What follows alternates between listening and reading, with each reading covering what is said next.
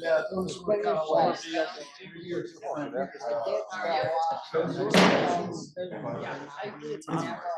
Never home. Good afternoon. Senate, please come to order. Today's devotional exercises will be conducted by Reverend Seiso Paul Cooper, Zen priest of Barry. Welcome. Come on up.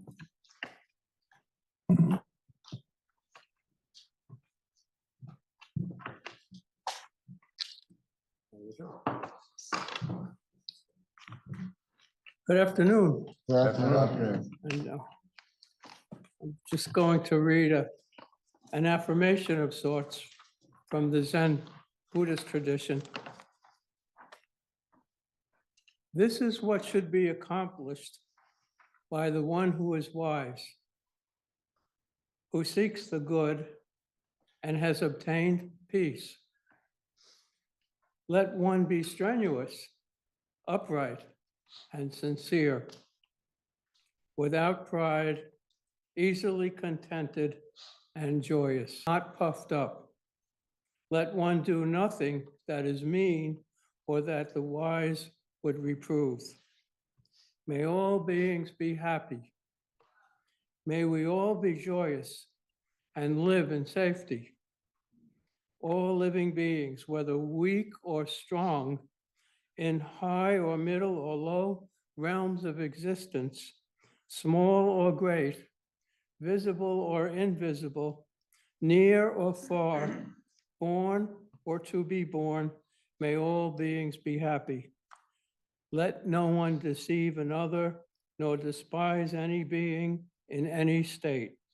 Let none by anger or hatred wish harm to another, even as a mother, at the risk of her life, watches over and protects her only child. So, with a boundless mind, should one cherish all living things, suffusing kindness over the entire world, above, below, and all around without limit. So let one cultivate an infinite goodwill toward the whole world, standing or walking, sitting or lying down, during all one's working hours. Live life with gratitude, not holding to fixed views, endowed with insight. One who achieves this way will be freed from the dualities of birth and death. And thank you. May you have a fruitful session.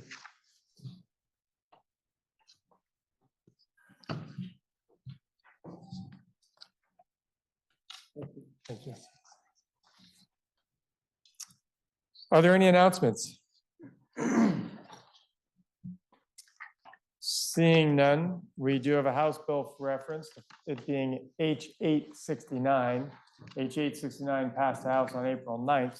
Please listen to the first reading of the bill by title. H.869, an act relating to approval of the merger of the Brandon Fire District Number 1 and Brandon Fire District Number 2. Now you've heard the first reading of the bills referred to the Committee on Government Operations. That brings us to the order of the day. We will be passing over S18, and our first order of business will also, for the moment, be, well, we're actually not taking up H666 right away. We're doing the third readings first. So the first one will be H603. H603 is an act relating to the poultry slaughter exemption to inspection. Are there any amendments to be offered before third reading? Seeing none, please listen to the third reading of the bill. H603, an act relating to the poultry slaughter exception to inspection. Now you've heard the third reading of the bill. The question is, shall the bill pass? Are you ready for the question? If so, Senator from Chittenden North. May I inquire of the prisoner of the bill? The senator from Rutland is interrogated as a reporter of the bill. Thank you, Mr. President. I wondered if, given this long title, if anyone has considered to shortening it, for example, to Parting is Such Sweet Slaughter.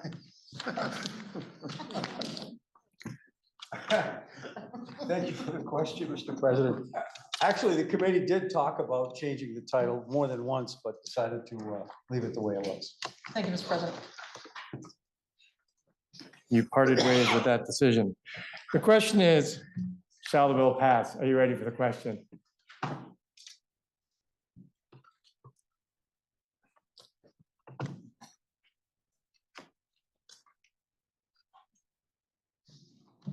All those in favor, please indicate by saying aye. Those opposed indicate by saying nay. The ayes have it, and you have passed H 603. We now have up for consideration H 621. H 621 is an act relating to health insurance coverage for diagnostic breast imaging. Are there any amendments before third reading? Seeing none, please listen to the third reading of the bill. H 621, an act relating to health insurance coverage for diagnostic breast imaging. Now you've heard the third reading of the bill. The question is, shall the bill pass? Are you ready for that question? Senator from Madison. Thank you, Mr. President. I got a question yesterday and I just asked our attorney about it, about the effective date language that reads, "This act shall take effect on January 1st, 2026 and shall apply to all health insurance plans issued on and after January 1st, 2026 on such date as a health insurer offers, issues, or renews the health insurance plan, but in no event later than January 1st, 2027. One, this is standard language for effective dates for anything any bill that is related to a health insurance plan. Most health insurance plans take place starting on January 1st of a year, but there are some that take place later in the year. So this is just saying that if your health insurance plan takes effect later in the year, it will take effect on the date of the effective date of your health insurance plan, but no event later than January 1st of 2027. So it's a little bit awkward phrasing, but it is the standard language that's used for the effective dates of health insurance plans. Hopefully that answers the question. Question is, shall the bill pass? Are you ready for the question? If so, all those in favor, please indicate by saying aye. Aye. Those opposed indicate by saying nay. The ayes have it, and you've passed H 621. We have now up for consideration H 694. H 694 is an act relating to sexual exploitation. Are there any amendments before third reading? Seeing none, please listen to the third reading of the bill. H 694, an act relating to sexual exploitation. Now you've heard the third reading of the bill, and the question is, shall the bill pass? Are you ready for that question? If so, all those in favor, please indicate by saying aye. Aye. Those opposed indicate by saying nay. The ayes have it, and you have passed H 694. We now have up for consideration H 741. H 741, a third reading was ordered. It is an act relating to health insurance coverage for colorectal cancer screening. Are there any amendments before third reading? Seeing none, please listen to the third reading of the bill. H 741, an act relating to health insurance coverage for colorectal cancer screening. Now you've heard the third reading of the bill, and the question is, shall the bill pass? Are you ready for the question? If so, all those in favor, please indicate by saying aye. Aye. Those opposed indicate by saying nay. The ayes have it, and you have passed H 741. That will now take us to H 666. H 666 was read for the first time and referred to the Committee on Economic Development, Housing, and General Affairs, which considered the bill and recommends that the bill ought to pass. Please listen to the second reading of the bill. H 666, an act relating to escrow deposit bonds. Now you've heard the second reading of the bill, and for the report of the Committee on Economic Development, Housing, and General Affairs, the Senator from Washington. Thank you, Mr. President. And there is an amendment which is being handed out at some point, which is being brought to you by all members of the committee. So I will go through the bill and the amendment. This bill refers to, in the vernacular, condos, common interest ownerships, and it relates to deposits. There's a contractor, they're building a condo development, and you go down and you reserve a unit and you put a deposit down. under the current law, and that's the first section of this bill, which just says, except as provided in subsection B of this section. Under current law, all those deposits have to be held in escrow until the actual closing of the unit, or if something goes wrong, then they're returned. I think we all know that the cost of money is high at the moment. It adds to the cost of the unit. Some states and our neighbor to the north have another system. And that system says if, and this is where we start at the bottom of the first and only page, that if the agreement for purchase or reservation of a unit provides that deposit funds may be used for construction costs, the declarant obtains and maintains a security bond as required by this subsection. So rather than have the money sit there in the bank doing nothing, it can be used in construction, provided that the person that's putting the deposit down agrees. And the developer has to take out a surety bond. So those are standard insurance products that to the amount that you've deposited. So if something goes wrong, the whole project doesn't go through, then the surety bond can be let and you get your deposit back. And this is the section where there is the amendment. It just said, you've got to know who the surety bond who is writing the surety bond. Committee, especially two members of the committee, really wanted to get something more tangible at closing. And so we're amending section 1 to say, and the declarant, by striking out the words, discloses the identity of the issuer of the surety bond to the purchaser, and inserting thereof, provides the purchaser with a copy of the surety bond under which the purchaser's deposit is protected. So you actually get a copy of the bond. There's no worry that maybe we've got a developer that doesn't play by the rules and doesn't let the bond or doesn't pay for the bond. So this would allow another tool for contractors to help offset their construction costs, and it would protect the person that is putting the deposit on the unit to know that if something goes wrong, their deposit is insured. The vote in committee was, I believe, 5-0-0. And we heard from Mary Block from Department of Insurance Regulations, DFR, John Gray, our legislative counsel, Stephanie Jerome, who is the reporter in the House, Molly Mahar, who is president of the Vermont Ski Areas Association, Michael Ramsey, the town manager of Killington, Michael Sneed, president of Resort Residential Development Division, Great Gulf Group, and Peter Tucker for the Vermont Realtors Association. And that is the bill, and we hope this body will concur. I believe that was Bill, and did you also, at that point, have you reported the amendment as well, or would you care to do so? Amendment was in the bill. Well, So we have to vote to amend the bill, I believe. that is true, but you've indicated you support the bill, but I'm curious, the amendment. I included in the report, the amendment merely strikes being notified of who the holder of the bond is and makes it much sure that you get an actual copy of the surety bond and your name is listed on there. There might be one surety bond for 10 units, but you will know you have a copy of that bond, so you know where it is. The question is, shall the bill be amended as offered by the senator from Washington and others? Are you ready for that question? If so, all those in favor, please indicate by saying aye. Aye. Those opposed indicate by saying nay. The ayes have it. You have amended the bill as offered by the senator from Washington and others. The question now is, shall the bill be read a third time? Are you ready for that question? If so, all those in favor, please indicate by saying aye. Aye. Those opposed indicate by saying nay. The ayes have it, and you've ordered third reading of H 666. That now brings up for consideration H 363, H 363 was read for the first time and referred to Committee on Economic Development, Housing and General Affairs, which considers that the bill ought to pass.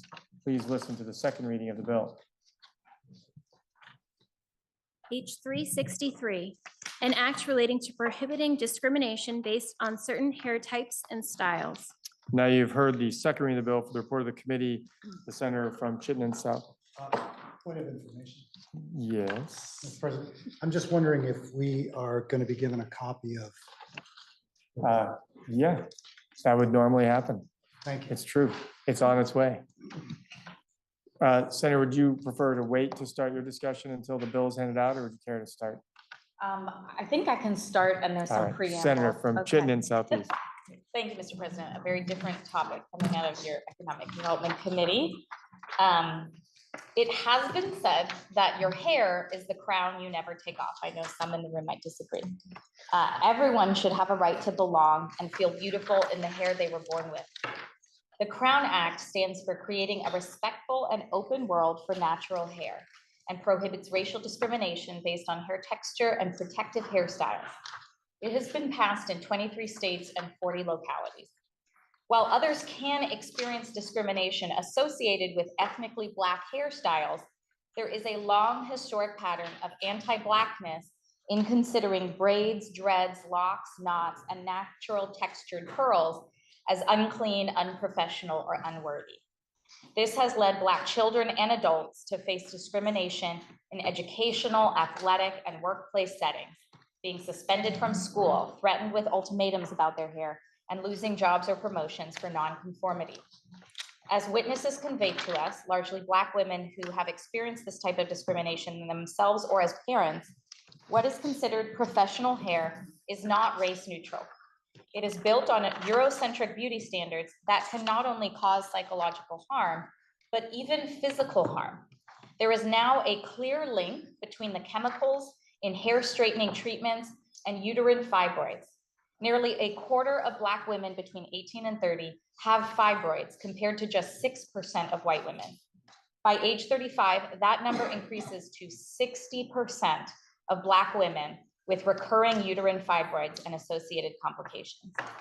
The Crown Act proposes to define race for purposes of Vermont's Fair Housing and Public Accommodation Act and Vermont's Fair Employment Practices Act to include traits associated with or perceived to be associated with race, including hair type, hair texture, hairstyles, and protective hairstyles.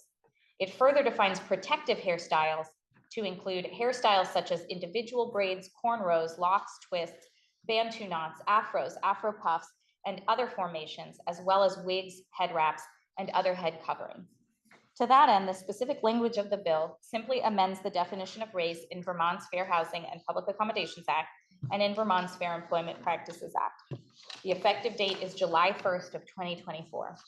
The committee received testimony from Representative Sadia Lamont, the reporter of the bill in the House, Dr. Ajoa Asamoah, who created the Crown Act in 2018, actually as her doctoral thesis, Crystal Brown, an associate professor of dance and the first tenured Black woman at Middlebury College, Joseph Jacobson, a student at Middlebury College, Damian Leonard of our Legislative Council, and we want to offer special thanks to the junior senator from Addison for helping to shepherd this bill over multiple sessions and bringing us a majority of these witnesses.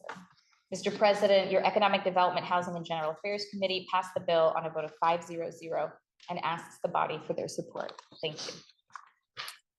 Question is, shall the bill be read a third time? Are you ready for the question? Senator from Addison. Thank you, Mr. President. I just want to thank the chair of the Senate Economic Development Committee and the whole committee for taking up and passing this bill.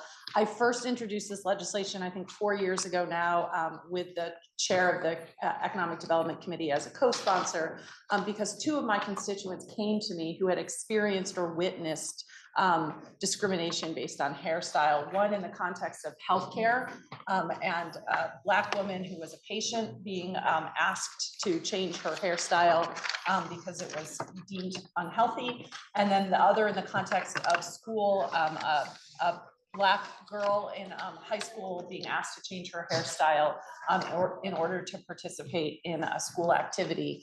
And they asked me to introduce this bill to protect other Vermonters from this type of discrimination. So I'm really thrilled that it's gotten this far and that I hope that the body will support the legislation. Thank you, Mr. President. Question is, shall the bill be read a third time? Are you ready for the question? If so, all those in favor, please indicate by saying aye. Aye. Those opposed indicate by saying nay. The ayes have it, you've ordered third reading of H 363. That will now bring us to H 40.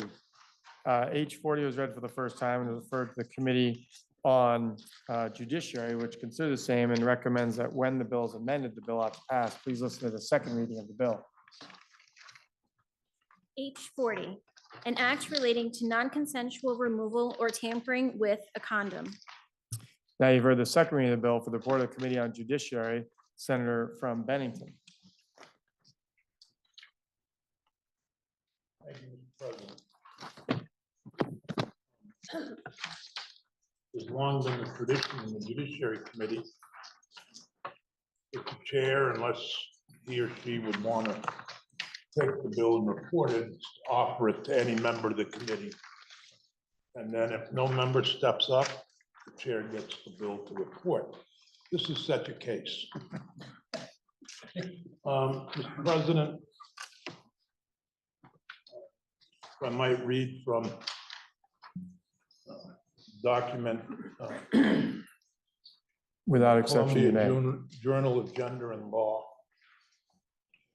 Non-consensual condom removal during sexual intercourse exposes victims to physical risks of pregnancy and disease. And interviews make clear it is experienced by many as a grave violation of dignity and autonomy. Such condom removal, popularly known as stealthing, can be understood to transform consensual sexual acts into non-consensual sexual acts. I have one of two theories. One is which poses a risk of over-criminalization by demanding complete transparency about reproductive capacity and sexually transmitted infections. Adopting the alternative preferable theory of non-consent, this article considers possible criminal, tort, conduct, and civil rights remedies currently available to victims. Ultimately, a new tort, which would be civil, for stealthing is necessary both to provide victims with a more viable cause of action and to reflect better the harms wrought by non-consensual condom removal. Mr. President, the bill in front of you on page, the strike law in front of you on page 2104 places the legislation in as a private right of civil action under Title 12 rather than criminal under Title 13. There is some changes in wording suggested by a member of the committee, which the committee adopted. Actually, the pro tems suggested those changes. And with that, the voting committee was 4-1-0, and we asked the Senate's concurrence with the majority of the committee. Thank you, Mr. President. Question is, shall the Senate adopt the report of the Committee on Judiciary? Are you ready for the question? If so, all those in favor, please indicate by saying aye. Aye. Those opposed indicate by saying nay. Nay. The ayes appear to have it. The ayes do have it, and you have adopted the report of the Committee on Judiciary. Question now is, shall the bill be read a third time? Are you ready for that question? If so, all those in favor, please indicate by saying aye. Aye. Those opposed indicate by saying nay. The ayes have it, and you've ordered third reading of H 40. That completes the orders of the day. Senator from Chittenden Central. Thank you, Mr. President. Pending announcements, I would move that the Senate stand in adjournment until 11:30 a.m. Friday, April 12th. And if I might take this opportunity. Senators will see on the calendar, as they have for the last few days, S18, an act relating to banning flavored tobacco products and e-liquids, which was vetoed, of course, by the governor It is not our intention to bring that up for an override vote. And so at this time, I would move that S18 be recommitted, as has been our practice, to take it off the calendar to the Committee on Health and Welfare. Thank you, Mr. President. Now, the senator from Chittenden Central has moved that S18 appearing on the calendar for action be recommitted to the Committee on Health and Welfare. Are you ready for the question? If so, all those in favor, please indicate by saying aye. Aye. Those opposed indicate by saying nay. Nay. The ayes appear to have it. The ayes do have it, and you have recommitted S18 to the Committee on Health and Welfare. Are there any other announcements? Senator from Washington. Thank you, Mr. President. Senate Finance will meet at 1:35. Senator from Addison. Thank you, Mr. President. The Senate Government Operations Committee will meet at 1:45. Senator from Bennington. Thank you, Mr. President. Senate Education will meet at 1:45. Any further announcements? Senator from Essex. Thank you, Mr. President. Senate institutions will meet at 2 o'clock. Senator from Windsor. Thank you, Mr. President. I would hope all the senators would be working on their cabaret acts. It's 1 week from tonight, 7:30 at the Capitol Plaza, and the Senate needs to show its stuff. So anyone who wants to chat with me about it is welcome. There'll be tickets available. I think they're available now. You've all been emailed about it. So anyway, look forward to hearing what might be being proposed. Are there any further announcements? Seeing none, the senator from Chittenden Central has moved that the Senate now stand adjourned until Friday, April 12th at 11:30 a.m. Are you ready for the question? If so, all those in favor, please indicate by saying aye. Aye. Those opposed indicate by saying nay. The ayes have it, and the Senate will stand adjourned until Friday, April 12th at 11:30 a.m.